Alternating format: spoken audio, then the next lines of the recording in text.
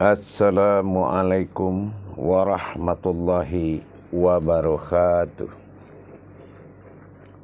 Alhamdulillah, alhamdulillahi rabbil alamin. Assalatu wassalamu ala ashrafil anbiya'i wal mursalin, sayyidina wa maulana Muhammadin. Ashhadu an la ilaha illallah wa ashhadu anna Muhammadar Rasulullah. Allahumma salli ala sayyidina Muhammadun mushabihil wal ikram, ya wal jalil wal ikram. La nabiyya ba'da amma ba'du. Wa ibadullah wa ittaqullah. Bersyukur kita kepada Allah dengan mengucapkan alhamdulillahirabbil alamin atas segala limpahan karunia, rahmah dan hidayahnya, sehingga kita dapat melanjutkan belajar, beramal dan beribadah dengan meningkatkan iman dan takwa kita kepada Allah Subhanahu wa ta'ala. Alhamdulillah, para jemaah, bertemu lagi dengan saya Syekh Nur Muhammad Buya Irwan Maulana Al-Khalidi, Guru Mursyid Majelis Zikir Ma'rifatullah Sumatera Barat, Jakarta. Salam dan selawat tidak akan pernah kita lupakan. Marilah sama-sama kita panjatkan kepada junjungan kita, Nabi Allah, Nabiul Akhirul Zaman, Rasulullah Muhammad Sallallahu Alaihi Wasallam. Atasnya kalimahnya dengan mengkalamkan Allahumma salli ala sayyidina Muhammad wa ala alihi sayyidina Muhammad. Alhamdulillah, para jemaah, para hadirin, para pemirsa dimanapun berada, para aulia, para ulama, para ustadz, al-mukharam, al-habibillah. Insyaallah dalam tayangan Ma'rifatullah ini kita tidak akan pernah bosannya untuk meningkatkan belajar dan selalu belajar dengan meningkatkan riyadah wal mujahadah, latihan dan berjuang dalam rangka meningkatkan tauhid kepada Allah dalam makom ilmu tauhid, insyaallah. Para jemaah yang dirahmati Allah, pada kesempatan dan waktu yang dimuliakan oleh Allah ini, saya akan berbagi wawasan, berbagi ilmu pengetahuan tentang ketuhanan kita kepada Allah dalam makom ilmu tauhid yang berjudul Wajibul Wujud. Kenapa kita mengambil materinya Wajibul Wujud pada pelajaran kita kali ini? Karena disinilah titik yang paling sulit membuktikan adanya Allah. Wujud, wajibul wujud. Wajib adanya Allah bagi diri seseorang. Itu tidak mudah para jemaah pada hari ini. Tidak mudah mendapatkan pengakuan itu dengan kenyataannya. Mengenal atau mewajibkan rasa pasti Allah itu ada dengan diri. Wajibul wujud Allah ada pada diri. Ini perlu peningkatan ilmu tauhid yang sangat luas. Perlu peningkatan ilmu tauhid yang sangat hakiki. Tentunya dengan memiliki ilmu-ilmu takharub, ilmu tazakkur dan tafakur yang sangat menuntut kekuatan keyakinan. Kenapa? Ilmu untuk mengenal wujud Allah, wajibul wujud ini sangat teliti Allah dalam memberikan suatu hidayah. Seperti yang pernah kita sampaikan. Mengenal Allah itu setelah kita melaksanakan tadabur diri. Tadabur Quran sangat penting. Belajar mengenal diri itu adalah salah satu tadabur. Mentadabur diri untuk mendapatkan diri menuju pemilik diri. dengan mendirikan diri sebuah diri. Mencari diri dalam diri bukan pekerjaan yang mudah. Apalagi kita menetapkan wajibul wujud.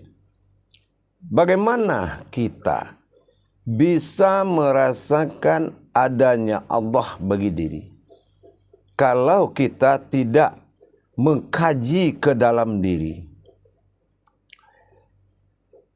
Seperti wasilahnya adalah bahasa insan. Bahasa insan, bahasa menyatakan awal kaji pada diri. Karena awal diri adalah Tuhan. Awal diri adalah Tuhan bernama Ilah. Maka kita mendapatkan suatu makom yang bernama wajibul wujud. Titik inilah yang membuat seseorang bisa meningkatkan keimanannya kepada Allah. Titik wajibul wujud inilah yang membuat tidak ingkar dan tidak mungkar dan tidak ingkar kepada Allah. Tapi kalau belum wajibul wujud itu sampai, sesungguhnya yuwaswi sufi sudurinas, itu adalah musuh terberat bagi manusia, yaitu keraguan-raguan, tidak adanya kepercayaan, yakin iya, percaya enggak, percaya iya, yakin tidak. Perasaan itu akan timbul karena isbatul yakin, ketetapan keyakinan itu berdasarkan kita mentadabur diri. Makom-makom ayat tauhid sangat berpengaruh kepada kita. Sangat berpengaruh dalam bertajali kepada Allah. Makom-makom diri sangat pengaruh. Bahkan itulah yang dihalalkan Allah untuk bertarekat kepada Dia, untuk bersafaat kepadanya, untuk mencari hidayahnya, dan bertasawuf dan bertauhid.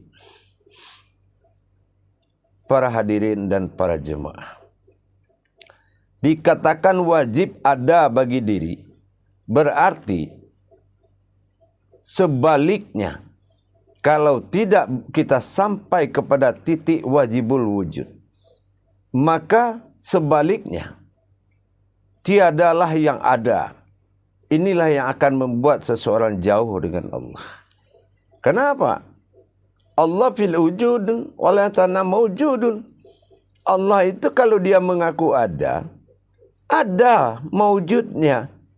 Nah, disinilah pencarian mawjudullah tadi. Kajian ke tingkat tauhid dalam mencari mawjudnya Allah. Sehingga kita mentadabur diri. Dikaji kulit, daging, urat, dan tulang. Itu dari sisi alam. Alamiah mencari alam insan. Maka kulit, daging, urat, dan tulang naik kodratnya menjadi nur, nurullah, nur Muhammad, nur haknya Allah. Dan berjambatan lagi kepada tauhid berikutnya. Disinilah kita mengenal kepada sifat zat bagi Allah dalam kodrat di wadi mani-manikam, menuju kodrat daripada batin, daripada asal zat, nupus, napas, ampas, tanapas. Begitu juga kita mencari tauhid yang berikutnya adalah berhubungan. Apa yang berhubungan? Bagaimana bertauhid dengan Allah. Tidak hanya sebatas pengakuan, tetapi harus terjadi dan bertajali. Tajalli wallah, bersifat diri Allah pada sifat alam nyata, yaitu adalah syafaat diri yang nyata. Tajalli sirullah, bertajalinya kerahasiaan Allah kepada wujudnya, bersifat mawjud Allah pada diri sifat. Wujud dikatakan tajalli wallah, ini dinamakan berakhir pada an-nazirullah. An-nazir pada jasad, merasa pada sifatnya. Tapi kalau tajalinya sirullah, ini adalah jatuh kepada rahasia. Kenapa? Sir itu adalah rahasia dan rasa. Bisa merasakan yang rahasia itu dari mengkaji rahasia Allah menuju rasa. Para jemaah, para hadirin yang dirahmati Allah.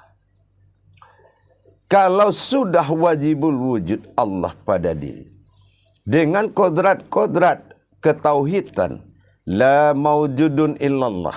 Tidak ada yang maujud melainkan wujudnya Allah.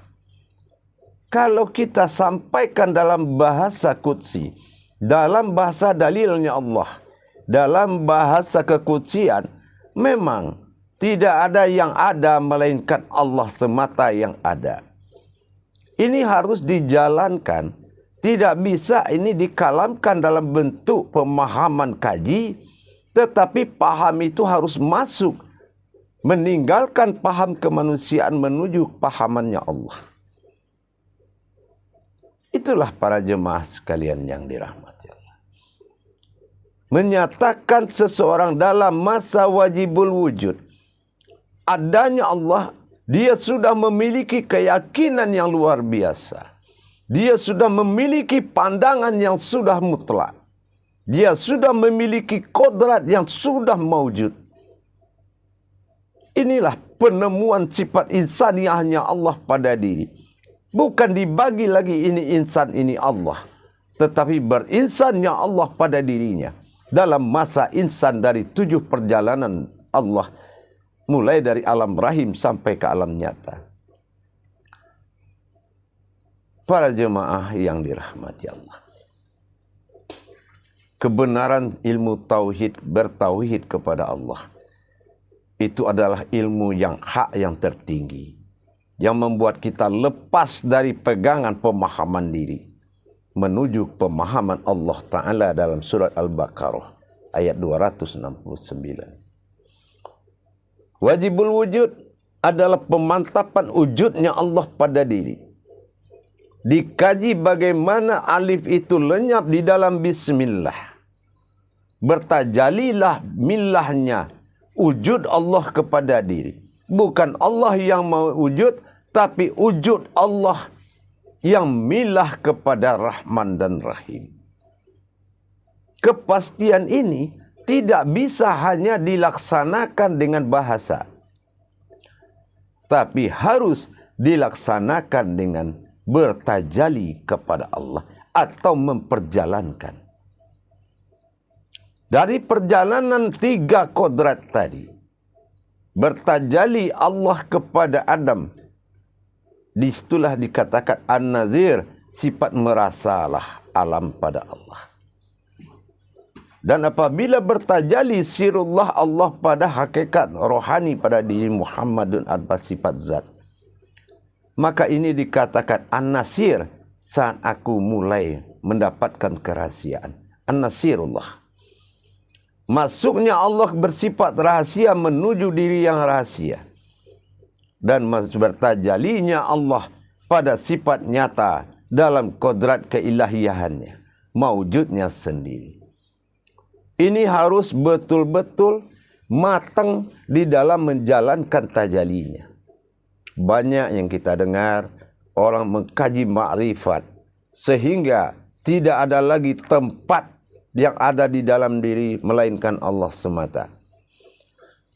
Tetapi itu akan menjadi pengakuan semu kalau seseorang tidak bisa mentajalikannya. Arti mentajalikan itu apa? Milah. Milahnya Allah kepada diri disebut tajalli sirullah. Bismillah. Bagaimana kadar batin pada wujud dan sirnya Allah. Ba alif sin tadi. Milah. Ini namanya tajali. Itu yang dikatakan tajali tadi. Baik tajali Allah, baik tajali sirullah. Tergantung.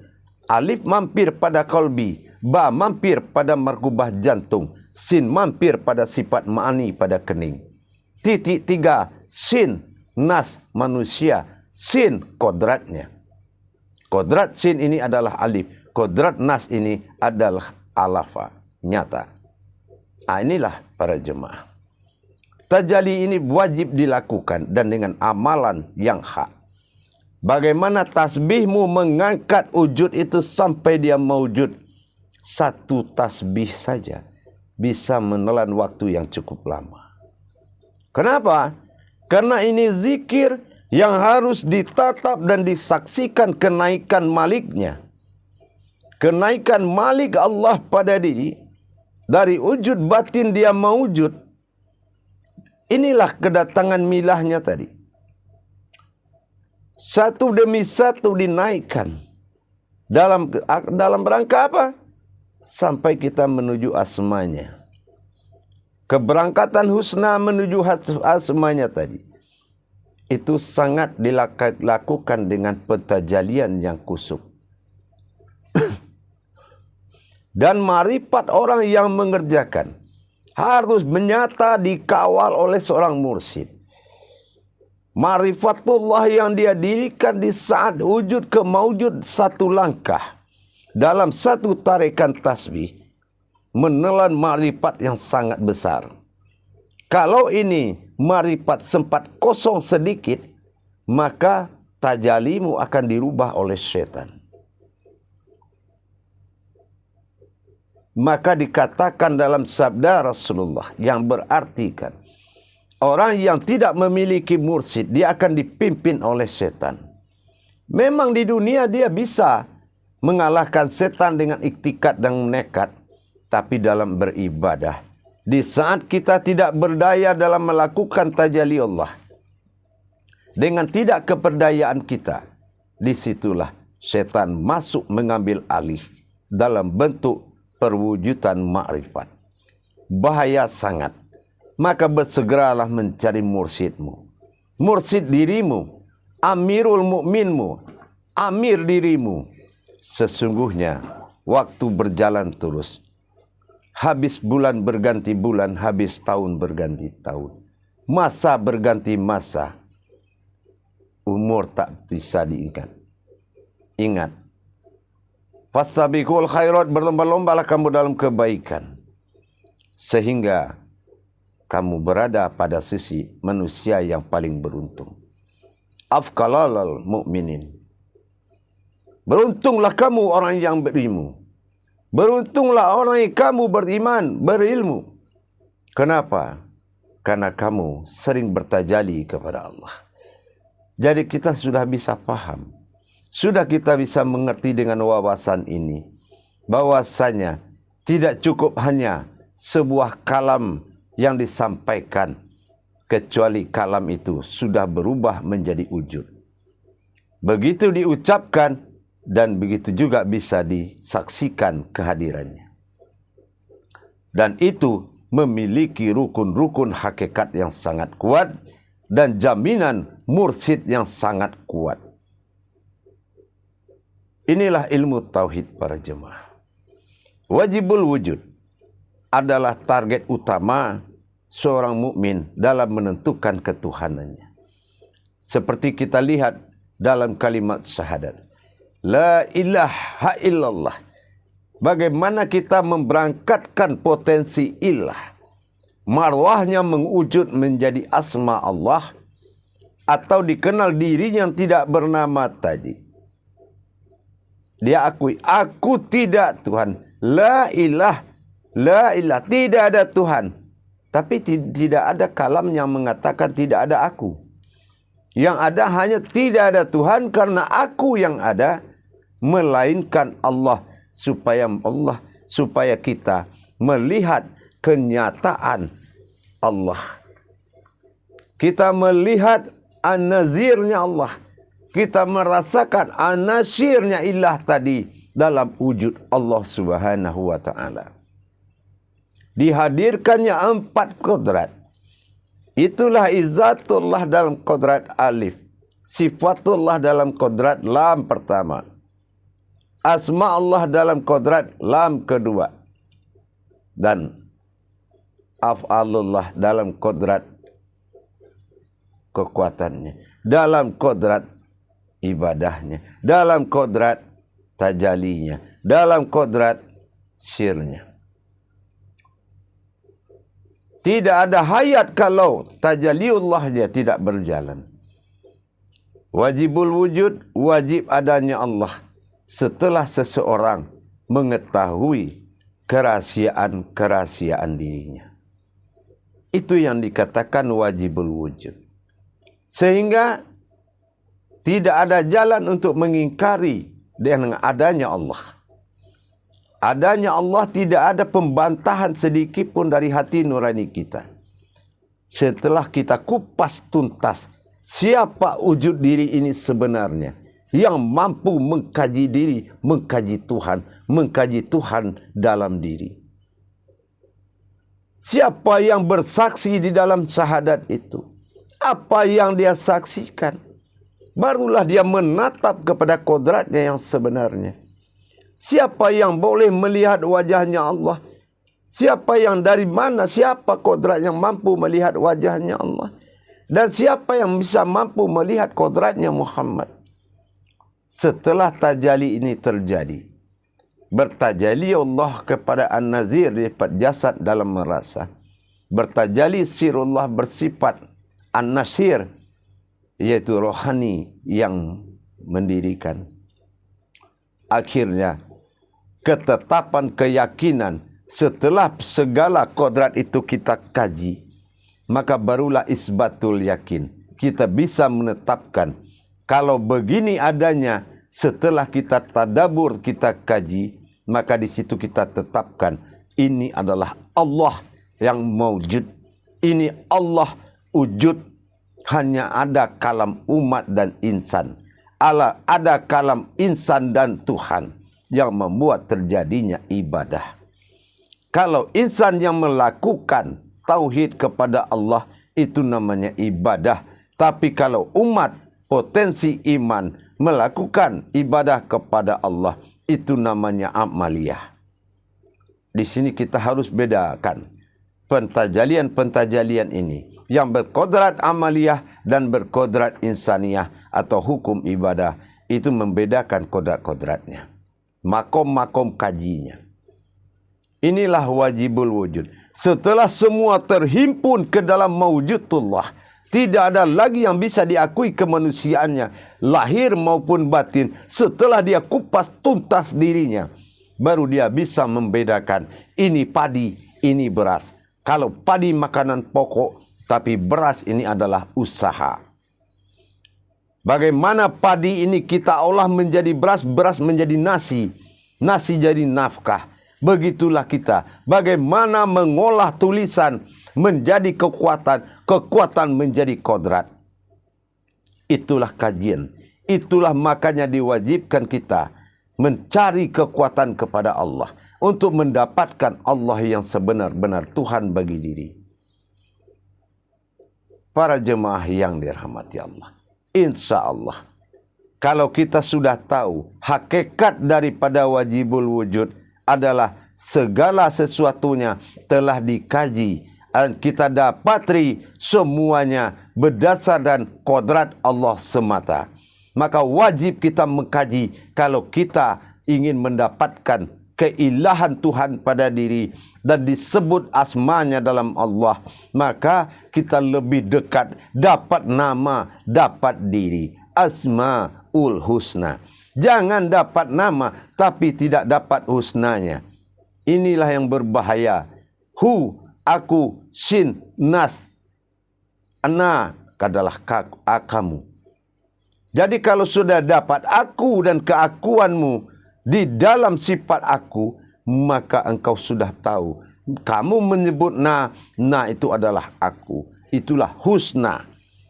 Tapi kalau kita asma, maka ini adalah sesungguhnya kamu hanya makom. Nah, itulah asma. Asma itu kodrat sebagai makom bertajalinya seseorang di sifat dan zat tadi menuju kebenaran Allah Ta'ala. Menuju kebenaran Allah bersifat Ta'ala. Ta'ala bersifat Allah. Inilah kebenaran yang sangat tinggi. Dan kalau kemantapan diri seseorang dalam mengakui Allah itu ada, sudah mantap, tidak lagi imannya ibarat kayu, akarnya menjulang sampai pucuknya menjulang tinggi dan akarnya menghantam ke bumi. Angin apa yang bisa merubuhkan pohon itu? Begitulah iman orang yang bertuhan kepada Allah. Pucuknya menjulang ke langit, akarnya merajuk ke dalam bumi sedalam-dalamnya. Tidak ada angin yang mampu menggoncang pohon itu. Maka berarti manusianya sudah mendapatkan wajibul wujud Allah pada dirinya. Dia sudah memastikan wujud Allah pada dirinya. Baik para jemaah, jangan kita tidak paham dengan bagaimana yang dikatakan wajibul wujud. Jangan senang dengan pengakuan, tapi sempurnakanlah dengan kenyataan. Bertajalilah kamu, bertajalilah kita bersama-sama di dalam hukum an-nazir dan an-nasyir. Itu yang dikatakan wajibul wujud. Menjadi jasad, menjadi adalah rasa, dan menjadi diri adalah rahasia. Bagaimana kita mendapatkan rasa dari rahasia Allah sehingga nyatalah Allah pada diri kita. Para jemaah, para hadirin, mudah-mudahan tausiah yang saya pendek ini mengenai wajibul wujud jangan pernah salah memahami. Harus dibedah dulu dalam rangka tadabur diri dulu. Benar-benar kita tadabur, kita pecah, kita lebarkan semua, kita buka rahasia demi rahasia Allah dalam diri, maka kita akan mendapatkan kebenaran Allah. Tapi ingat, jangan mengkaji diri di luar solat, jangan mengkaji solat di luar diri. Kajilah solat dalam diri, kaji diri dalam solat. Insya Allah wajibul wujud nanti akan menuju waliul wujud. Bagaimana Allah menetapkan suruhan utusan terhadap kita dalam satu perintahnya. Setelah nyata dan wujud Allah pada diri, wajibul wujud. Setelah itu kesempurnaannya setelah isbatul yakin. Benar-benar harga mati dan tidak bisa dirubah. Laksana apapun yang dia lihat, semua sudah maujudullah. Tapi dalam proses tajalli harus dibuktikan. Bukan pengakuan yang beritikat dan nekat, tetapi pengakuan yang telah disaksikan. Insya Allah para jemaah sekalian, untuk wajibul wujud membawa iman kita menuju imanullah. Benar-benar Allah menjadi iman, ibadullah, benar-benar Allah menjadi tempat beribadah. Tidak lagi bersekutu dengan yang lain. Insya Allah akan diijabah oleh Allah. Ingat, kamu bagian dari Allah. Barakallahu ya Karim, ya Rahman, ya Rahim. Insya Allah dalam tayangan berikut nanti kita akan meneruskan dengan bagaimana penetapan waliul wujud. Bagaimana mendapatkan kewalian dari Allah. Bagaimana menangkat di Allah, diangkat kita kewalian kita oleh Allah setelah wajib. Kalau masih kita dalam ragu-ragu, belum kita mendapatkan kepercayaan yang kuat kepada Allah, belum mantap kepercayaan, masih ragu-ragu, masih banyak alasan, maka jauh wajibul wujud itu akan wabainah, akan terbukti jauh sangat. Kenapa? Iman kita masih iman alasan. Inilah persoalannya. Mau mengaji, alasan hujan. Mau berzikir malam, alasan ngantuk. Ini orang jauh dalam masa pembuktian. Tapi kalau semua gejolak alam itu hanya bagi dia sebuah pensaksian, datang siang, tenggelam malam, tidak takluk dia dalam kondisi seperti itu. Biasa buat dia. Kenapa? Yang ada di ingatannya, bagaimana saya mendapatkan kepastian Allah dalam diri saya. Maka kita kajilah semua kodrat Allah. Kita mengkaji semua sifat-sifat Allah. Bagaimana kodrat sifat Allah dan bagaimana caranya bersifat Allah pada diri. Kodrat sifat dengan bersifat Allah pada diri akan membuat kita kehilangan kemampuan. Disinilah akhirnya kita baru mengetahui wujud ini semua adalah maujudullah. Bagaimana kita menetapkan wajibul wujud tadi setelah kita mendapatkan proses ketauhidan kita kepada Allah. Belajar dan janganlah kita membuat suatu keadaan belajar ini dalam alasan-alasan dan beralasan. Yakin seolah-olah ibadah itu menunggu ajal besok pagi. Insya Allah begitulah kita mendekatkan urusan diri kita, urusan semua akad-akad diri kita kepada Allah. Bersungguh-sungguh, sami'na wa ta'na, patuh kepada guru, taat kepada ilmu. Itu tidak lain tidak bukan pilihan semata. Cintailah segala pemahaman dari Allah. Berharaplah semakin wahyu itu turun, semakin ilmu itu turun, semakin kamu tunggu. Dan kamu nikmati dengan kasih sayang. Kamu nikmati dengan cinta dan penuh harapan bahwa kamu didatangi oleh pesan dari Allah. Didatangi dan dibekali ilmu oleh Allah. Kamu dalam masa pembekalan, maka belajar dengan baik. Pelajarilah kodrat-kodrat Allah pada dirimu. Insya Allah engkau akan tahu mewajibkan dirimu bertuhan kepada Allah. Sampai kamu tingkat wajibul wujud itu, maka tidak ada lagi yang bisa hayat di dirimu, melainkan hayatnya Allah semata. Akhirul kalam, para jemaah, insya Allah dalam akhir kalam ini, saya mengucapkan kepada jemaah, mari kita tingkatkan iman dan takwa kita kepada Allah dengan yakin dan sangat yakin dan isbatul yakin. Kejarlah Tuhan, kamu bisa menikmati agama. Sesungguhnya pelayanmu ada di alam ini. Agama melayani kamu untuk berhubungan dengan Allah, asal kamu menaikkan derajat ibadahmu. Makanya proses-proses tauhid itu mengangkat derajat kita sampai tingkat kepantasan untuk bertemu dengan Allah di dalam ibadah kita. Baik para jemaah, untuk tayangan ini saya cukupkan sampai di sini.